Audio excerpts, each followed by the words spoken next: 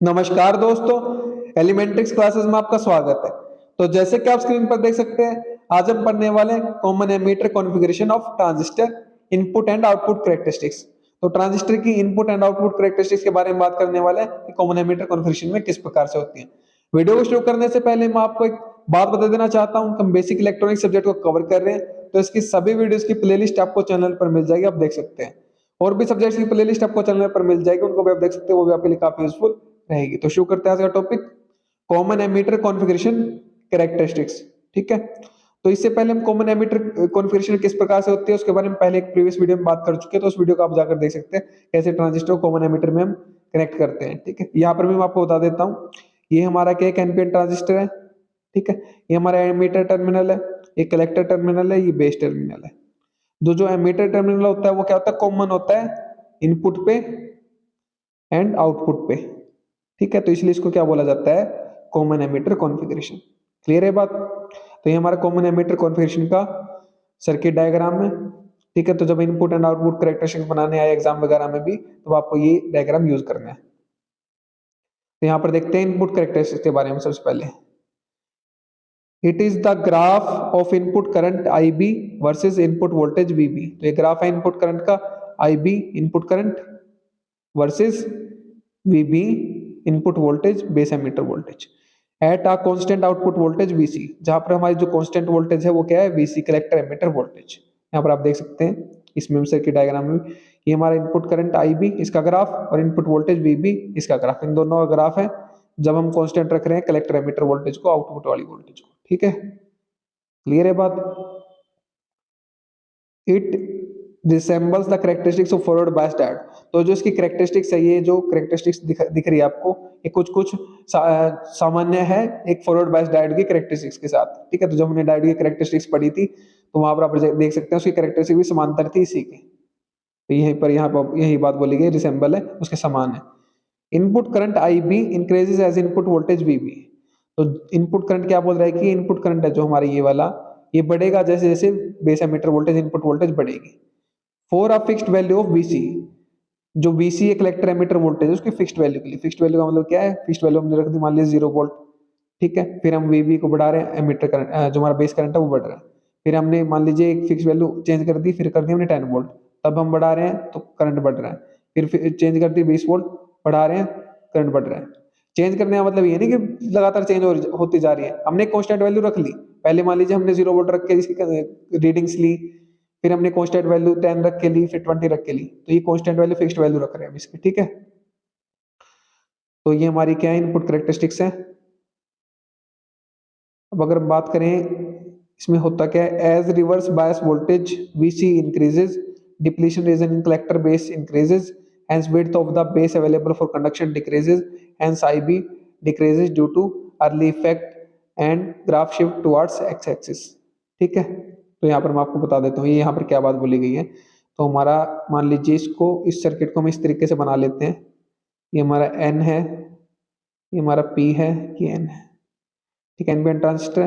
अगर मैं बात करूं कॉमन एमीटर कॉन्फ़िगरेशन की, तो उसमें होगा क्या, ये जो हमारा क्या, ये एमीटर टर्मिनल है, ये हमारा क्या बेस टर्मिनल है, और ये कलेक्टर टर्मिनल है। ठीक है, तो इसमें होगा क्या, जो एमीटर और बेस है वहां पर हमारी क्या है, सप्लाई कनेक्ट है। जो सप्लाई किस प्रकार से हमारी फॉरवर्ड बायस कंडीशन में है। ठीक है, तो इस प्रकार से हमारी कनेक्टेड है। और यहाँ पर अगर मैं बात करूं कलेक्टर वाले की, तो वो इस प्रकार से कनेक्टेड है। ठीक है, तो इसमें क्या है हमारी, ये क्या हमारा इस प्रकार से पॉजिटिव नेगेटिव, और यहाँ पर पॉजिटिव नेगेटिव। क्लियर है बात। तो इसमें कह क्या रहा है, ये हमारी क्या है, वी ई बी या V E B emitter base voltage. ठीक है, और ये क्या है हमारी VC कलेक्टर एमीटर वोल्टेज। तो ये जब अगर हमारी वोल्टेज बढ़ेगी VC, तो होगा क्या, क्योंकि रिवर्स बायस में है, यहाँ पर रिवर्स बायस, तो जो ये डिप्लीशन रीजन होती है यहाँ पर, ये पहले मान लीजिए ये डिप्लीशन रीजन थी, तो ये डिप्लीशन रीजन बढ़ेगी। अगर इसको और बढ़ाएंगे तो ये डिप्लीशन रीजन और बढ़ेगी, तो इससे जो बेस का एरिया है वो क्या हो जाएगा, कम हो जाएगा, और जो कलेक्टर करंट है वो क्या हो जाएगा, ज्यादा हो जाएगा। ठीक है, तो इससे होगा क्या, यहाँ पर आप देखिए, as reverse bias voltage VC, जैसे जैसे रिवर्स बायस वोल्टेज VC को इंक्रीज करेंगे, डिप्लीशन रीजन इंक्रीज करेगी कलेक्टर बेस। ठीक है, कलेक्टर बेस जो जंक्शन उस पे, hence the width of the base available for conduction, जो बेस की विड्थ है, ये बीच में जो बेस था यहाँ पर, ये हमारा क्या था, एमीटर था, ये कलेक्टर था, ये बेस था। तो अगर बढ़ती जाएगी ऐसे, तो ये क्या है, बेस का जो विड्थ है वो क्या हो जाएगी, यहाँ पर डिक्रीज हो जाएगी, base available for conduction decreases, hence I B decreases. तो इस वजह से जो बेस करंट है वो क्या हो जाएगा, डिक्रीज हो जाएगा, और इसी को हम क्या बोलते हैं, अर्ली इफेक्ट बोलते हैं। ठीक है, and graph shift towards x axis, तो जो हमारा ग्राफ है वो क्या एक्स एक्सिस की तरफ मूव कर जाएगा। क्लियर है बात? यहाँ पर आप देख भी सकते हैं अपनी, ये जो हमारी वीसी है पहले 0 वोल्ट थी, ठीक है, फिर अगर हमने इसको क्या किया, वीसी को 10 वोल्ट कर दिया, वीसी को जो हमारी वोल्टेज थी उसको हमने अगर 10 वोल्ट बढ़ा दिया, तो जो हमारा बेस की विड्थ वो क्या हो जाएगी, कम हो जाएगी, कलेक्टर की विड्थ जाए बढ़ जाएगी। ठीक है, जिसकी वजह से हमारा क्या होगा, जो बेस करंट होगा वो डिक्रीज हो जाएगा। इसी प्रकार से अगर वीसी को 20 वोल्ट बढ़ा दिया तो बेस करंट हमारा और डिक्रीज हो जाएगा। क्लियर है बात? अब बात करें हम डायनेमिक इनपुट रेजिस्टेंस की, तो ये क्या हमारा इनपुट पे होता है, जिसको हम आर आई से डिनोट करते हैं। इसको कैसे कैलकुलेट करते हैं हम, यहाँ पर देखिए, ये किसके इक्वल होता है, delta V B upon delta I B. Delta किस चीज को दर्शाता है, चेंज को, तो change in base emitter voltage, और voltage to the change in base current. ठीक है, और उस समय पे क्या हमारा कांस्टेंट है, वीसी, कलेक्टर एमीटर वोल्टेज हमारी क्या कांस्टेंट है, तो उसी को हम क्या बोलते हैं, डायनेमिक इनपुट रेजिस्टेंस। क्लियर है? तो ये हमारी क्या इनपुट कैरेक्टरिस्टिक्स थी। अब बात करते हैं आउटपुट कैरेक्टरिस्टिक्स के बारे में। तो इसमें होता क्या हमारा आउटपुट कैरेक्टरिस्टिक्स में, it is the graph of output current IC versus output voltage VC for a given value of IB, the characteristics has 3 different reasons. तो ये मैं आपको बताता हूँ एक बार ग्राफ, ये देखिए यहाँ पर ग्राफ है, ये आईसी के बीच में है, कलेक्टर करंट के बीच में, और क्या है हमारा वीसी के बीच में, कलेक्टर एमीटर वोल्टेज के बीच में। इस ग्राफ को हम क्या बोलते हैं, output characteristics of common ammeter. और इसमें क्या है, जो आईबी की वैल्यू है वो क्या रहेगी, फिक्स रहेगी, कांस्टेंट रहेगी। ठीक है, यहाँ पर आपको मैं सर्किट में भी दिखा देता हूँ। तो ये हमारा क्या, आईसी कलेक्टर करंट के बीच में और वीसी के बीच में ग्राफ है। उस समय पे जो हमारा बेस करंट है वो उसकी वैल्यू क्या रहेगी, फिक्स्ड रहेगी आउटपुट कैरेक्टरिस्टिक्स में। ठीक है, अब इसकी बात करें अगर हम, तो इसमें क्या होता है, 3 रीजन में वर्क करता है हमारा जो ट्रांजिस्टर होता है, वो कट ऑफ रीजन में वर्क करता है, एक्टिव रीजन में, सैचुरेशन में, तीनों के बारे में हम देखेंगे। ठीक है, इसके बारे में एक मैं वीडियो में बात कर चुका हूँ, जिसमें ऑपरेटिंग मोड्स ऑफ ट्रांजिस्टर की हमने बात करी है, तो वो अब वीडियो आप जाकर देख सकते हैं। डायरेक्ट बात करते हैं पहले कट ऑफ रीजन की। ठीक है, तो कट ऑफ रीजन में यहाँ क्या दिखा रखा है, ये हमारा छोटा सा क्या है, कट ऑफ रीजन है। इस समय जो हमारा बेस करंट है वो क्या है, 0 है। ठीक है, और कलेक्टर करंट भी हमारा क्या है, 0 है, और बीसी बेशक हम बढ़ाते जा रहे हैं, लेकिन जो हमारा बेस करंट है वो क्या है, 0 रहेगा। अब कट ऑफ रीजन में होता क्या है, मैं आपको यहाँ पर दिखाता हूँ। ये हमारा एनपीएन ट्रांजिस्टर है, ठीक है, इस प्रकार से कनेक्टेड है हमारी यहाँ पर। इसमें होता क्या है कि दोनों के दोनों हमारे क्या होते हैं, रिवर्स बायस कंडीशन में होता है दोनों के दोनों जंक्शन, और रिवर्स बायस में होंगे तो ये क्या होगा हमारा पॉजिटिव टर्मिनल, और ये क्या होगा हमारा पॉजिटिव टर्मिनल। ठीक है, तो ये नेगेटिव है, ये पॉजिटिव है, रिवर्स बायस, ये नेगेटिव है, ये पॉजिटिव है, रिवर्स बायस। रिवर्स बायस होगा तो कोई करंट फ्लो ही नहीं होगा। अगर आपने डायोड के बारे में पढ़ा है, डायोड जो मैंने पीएन जंक्शन के बारे में बताया था, तो हमने देखा था कि अगर पीएन जंक्शन हमारा रिवर्स बायस कंडीशन में, तो वहां से कोई करंट फ्लो नहीं होगा। ठीक है, ये हमारा क्या है, एमीटर, ये हमारा क्या बेस, ये हमारा क्या कलेक्टर, तो कोई एमीटर करंट नहीं होगा।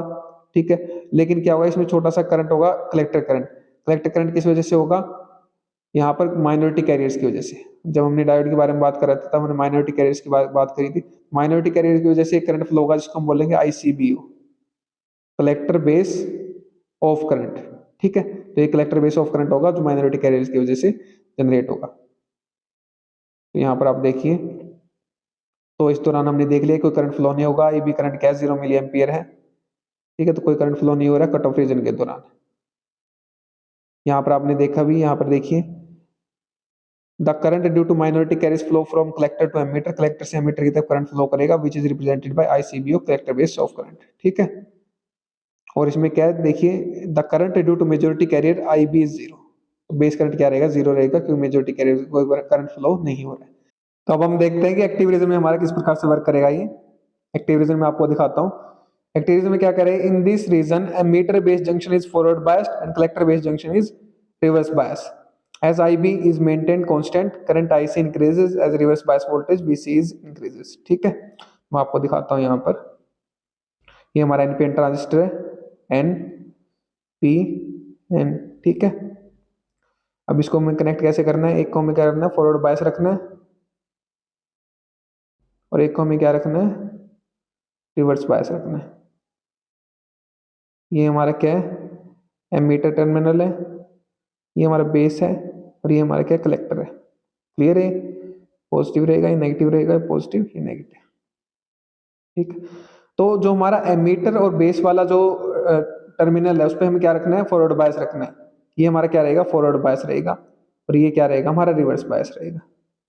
क्लियर है। इससे होगा क्या, जो हमारा रिवर्स बायस रहेगा ये वाला, इससे हमारा जो कलेक्टर करंट है वो क्या होगा, मान लीजिए पहले जो डिप्लीशन रीजन था कलेक्टर और बेस के बीच में वो इतना था, फिर हमने जो VC है ये हमारी क्या है, VC collector to emitter voltage, और ये क्या हमारी B base to emitter voltage. तो अगर कलेक्टर टू एमीटर वोल्टेज को मैं बढ़ा दूंगा तो जो हमारा डिप्लीशन रीजन है वो बढ़ जाएगा, और बढ़ा दूंगा तो और ज्यादा बढ़ जाएगा, ठीक है। तो इससे क्या हमारा हो रहा है, हमारा जो बेस करंट है वो क्या हो रहा है, रिड्यूस हो रहा है कलेक्टर टू एमीटर वोल्टेज बढ़ाने से, ठीक है। यहाँ पर हम देखते भी हैं ये क्या बोल रहे हैं यहाँ पर, in this region emitter base junction is forward biased. ये हमने देख लिया, इसको फॉरवर्ड बायस किया, कलेक्टर बेस जंक्शन को हमने रिवर्स बायस किया। As IB is maintain constant, current IC increases as reverse bias voltage VC is increase. अगर रिवर्स बायस वोल्टेज VC को मैं इंक्रीज कर रहा हूँ तो मेरा जो बेस वाला जो डिप्लीशन लेयर है, ये जो डिप्लीशन लेयर है ये बढ़ता चला जाएगा, बढ़ता चला जाएगा, जिसकी वजह से कलेक्टर करंट है वो तो बढ़ जाएगा IC, लेकिन जो बेस करंट है वो क्या हो जाएगा, कांस्टेंट हो जाएगा, अपना रिड्यूस हो जाएगा, ठीक है। क्लियर है बात। अब देखते हैं अपना यहाँ पर ग्राफ में, यहाँ पर ग्राफ में देख सकते हैं अपना एक्टिव रीजन में क्या है, ये एक्टिव रीजन है हमारा, ठीक है। तो जैसे जैसे आप VC को बढ़ा रहे हैं, VC को बढ़ा रहे हैं, हमारा कलेक्टर करंट बढ़ रहा है, हमारा VC को बढ़ाएंगे कलेक्टर करंट बढ़ेगा, लेकिन जो बेस की वैल्यू है, मान लीजिए हमने कांस्टेंट रखी है बेस की वैल्यू 10 माइक्रो एम्पियर, ठीक है। तो जो हमारा VC है, VC को बढ़ाने से जो हमारा IC करंट है वो बढ़ेगा, यहाँ पर बढ़ेगा, ठीक है। लेकिन क्या रहेगा, हमारा कांस्टेंट रहेगा IC करंट, यहाँ पर यही बात बोली गई है। जो हमारा IB को अगर हम कांस्टेंट रखेंगे, मेंटेन कांस्टेंट रखेंगे, तो जो हमारा IC करंट है वो इंक्रीज होगा विद इंक्रीज इन VC। तो यहाँ पर मैं अगर IC को कांस्टेंट रखता हूँ, सॉरी IB को कांस्टेंट रखता हूँ, IB को 10 माइक्रो एम्पियर रखता हूँ, तो VC को बढ़ाने से मेरा क्या है, IC करंट बढ़ रहा है, ठीक है। और लेकिन एक समय के बाद ये क्या रहेगा, कांस्टेंट रहेगा हमारा। और फिर अगर मैं IB की वैल्यू 20 माइक्रो एम्पियर कर रहा हूँ तो मेरा IC करंट बढ़ रहा है, 30 कर रहा हूँ, IC करंट बढ़ रहा है VC को बढ़ाने से। IB को 40 माइक्रो एम्पियर रख रहा हूँ तो VC बढ़ाने से बढ़ रहा है, तो एक्टिव रीजन में हमारा ये। अब बात करते हैं हम सैचुरेशन रीजन की। सैचुरेशन रीजन में किस प्रकार से रहेगा हमारा saturation region? In this region, both the junctions are forward biased. When VC is reduced to small values such as 0.2 volt, collector base junction is actually forward biased. ठीक है, VCB is equals to VC minus VD 0.2 minus 0.7 is equals to minus 0.5 volt. In this region, there is large change in collector current IC with small change in VC collector diameter voltage. तो यहाँ पर आप देखिए, इसको मैं समझाता हूँ आपको। जब VC को हम रिड्यूस कर देंगे स्मॉल वैल्यू पे 0.2 वोल्ट को, मान लीजिए मैं आपको यहीं पर बता देता हूँ NPN, ठीक है। तो दोनों को क्या रखेंगे हम, रिवर्स बायस कंडीशन में रखेंगे, सॉरी रिवर्स में रखेंगे, फॉरवर्ड बायस कंडीशन में रखेंगे। सैचुरेशन रीजन है ना, तो दोनों को हम क्या रखेंगे, फॉरवर्ड बायस कंडीशन में रखेंगे, VC को भी और VBE को भी। नेगेटिव है, ये पॉजिटिव है, ठीक है। दोनों को हम क्या रखेंगे, फॉरवर्ड बायस कंडीशन में रखेंगे। तो जो इसमें इलेक्ट्रॉन्स है उसकी वजह से करंट फ्लो होगा, इसमें से करंट फ्लो होगा, इसके इलेक्ट्रॉन्स इस तरफ आएंगे, इसके इलेक्ट्रॉन्स इस तरफ आएंगे, ठीक है। In this region both the junctions are forward bias, दोनों जंक्शन को फॉरवर्ड बायस रखेंगे। When VC is reduced to a small value 0.2, मान लीजिए VC की वैल्यू हमने 0.2 रख लिया, ठीक है। Collector base junction is actually forward bias. जो कलेक्टर बेस जंक्शन होगा, कलेक्टर टू बेस वाला जो जंक्शन होगा, ये कलेक्टर वाला, और ये जो बेस वाला जंक्शन है ये वाला, क्या हो जाएगा, फॉरवर्ड बायस हो जाएगा।